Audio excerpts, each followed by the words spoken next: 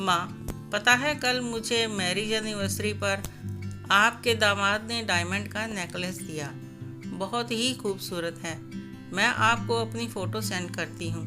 रेखा उत्साहित होते हुए बोली, सच? दामाद जी ने तुझे इतना कीमती तोहफा दिया।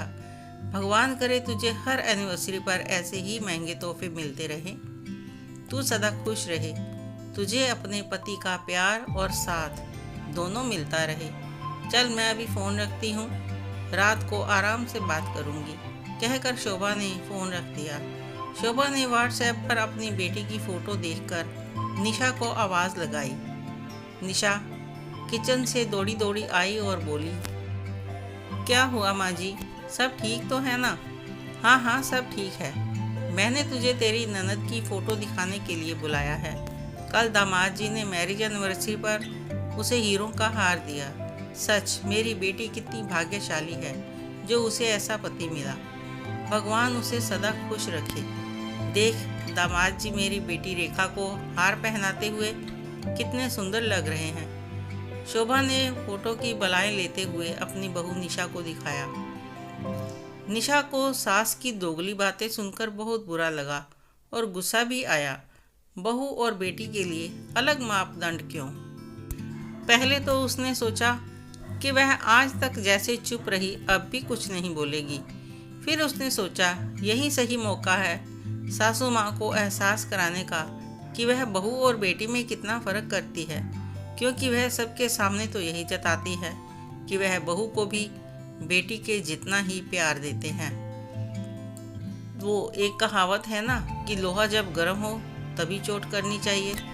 निशा ने सास के हाथ से फ़ोन लेते हुए कहा, माँ फ़ोटो तो बहुत सुंदर है, लेकिन मैं सोच रही थी कि दीदी को जीजा जी ने एनिवर्सरी पर डायमंड नेकलेस दिया तो आपको कितनी खुशी हो रही है, लेकिन जब मेरी एनिवर्सरी पर आपके बेटे ने मुझे गोल्ड चेन दी थी तो आपने खुश होने की बजाय तानों की बौछार शुरू कर दी थी। कितना कुछ कहा था अपने बेटे से आपने कि क्या ज़रूरत थी बहू को कीमती चेन देने की। देना ही था तो कोई सूट साड़ी या पर्स वगैरह दे देते। महंगे तोहफे देना ये सब तो बेकार फालतू के चोचले हैं। जोरू का गुलाम हो गया है तू। बस जैसे वो तुझे पट्टी पढ़ाती है वैसे ही करता है। ये सब बेकार की बातें क्यों लेकर बैठ गई बहू? सच तो ये है कि तुझसे मेरी बेटी की खुशी देखी नहीं जाती। जलती है तू मेरी बेटी से। शोभा अपनी गलती मानने की बजाय निशा पर ही चिल्लाने लगी। माँ, मैं किसी से नहीं जलती, बल्कि मुझे तो सबको खुश देखकर खुशी होती है। मैं तो आपको यह बताना चाह रही थी कि आप बहू और बेटी में कितना फ़र्क करती हैं। बेटी को खुश देखकर तो आप फूले नहीं समाते और बहू की खुशी आपसे देखी नहीं जाती। ऐसा क्यों करती हो आप? तभी शोभा का बेटा भी ऑफिस से आ गया। अभी उसने बैग रखा ही था कि शोभा शुरू हो गई। देख अजय, आजकल तेरी पत्नी को छोटे बड़े का कोई लिहाज ही नहीं रह गया। मेरे सामने जुबान चलाती है। तेरी बहन की खुशियाँ इससे देखी नहीं जाती। उसकी कल मैरिज एनिवर्सरी थी तो दामाद जी ने उसे डायमंड का नेकलेस क्या दे दिया। तेरी पत्नी के पेट में तो दर्द होने लगा। मुझे 10 बातें सुना दी। अजय ने निशा की ओर शंका भरी नज़रों से देखा तो वह बोली, अजय आप पहले फ्रेश हो जाइए, फिर शांति से बैठकर बात करते हैं। ऐसी भी कोई बड़ी परेशानी वाली बात नहीं है। निशा प्लीज़ मुझे तुम अभी सब कुछ बताओ कि क्या हुआ। जब तक मुझे सब कुछ पता नहीं चल जाता मुझे चैन नहीं पड़ेगा। अजय परेशान होते हुए बोला।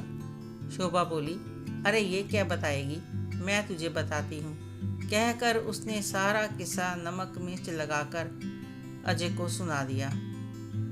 शोभा ने सोचा कि उसकी बातें सुनकर अजय निशा पर गुस्सा होगा, लेकिन यह क्या, अजय उल्टा शोभा पर ही गुस्सा होते हुए बोला, माँ, निशा ने कुछ भी गलत नहीं कहा।